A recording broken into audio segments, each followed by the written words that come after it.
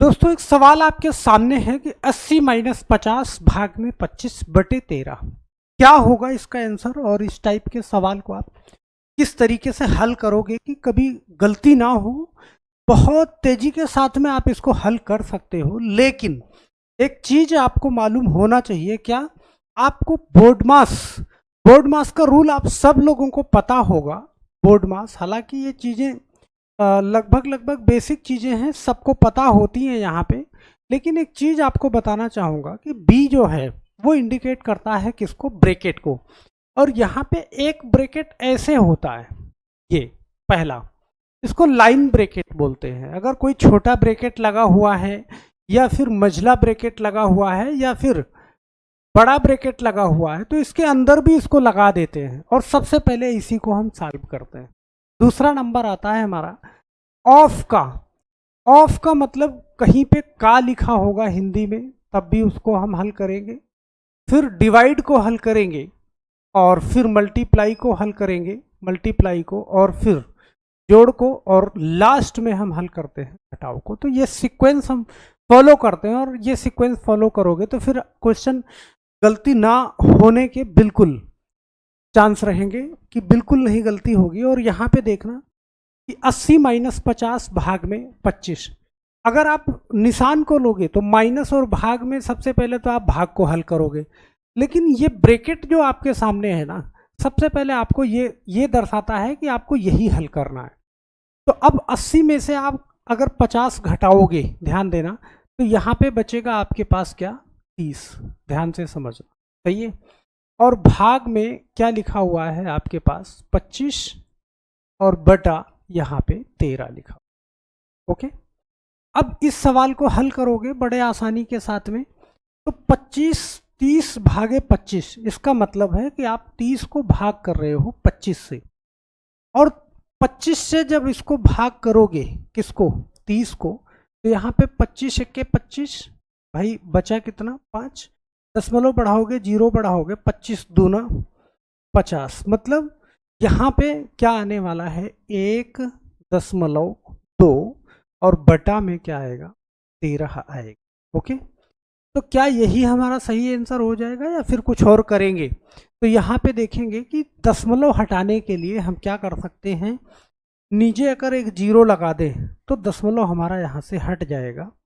तो हम क्या करें, 12 और बटा में नीचे एक जीरो लगा दें तो 12/130।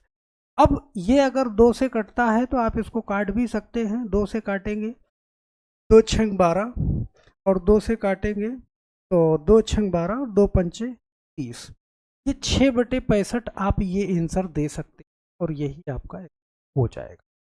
हम आशा करते हैं कि ये सवाल आपको समझ में आया हो। अगला सवाल लेते हैं। अगला सवाल आपके सामने है कि 30 माइनस 15 भागे 5/3, इसको आप कैसे हल करोगे, बड़े ध्यान से समझना इस सवाल को।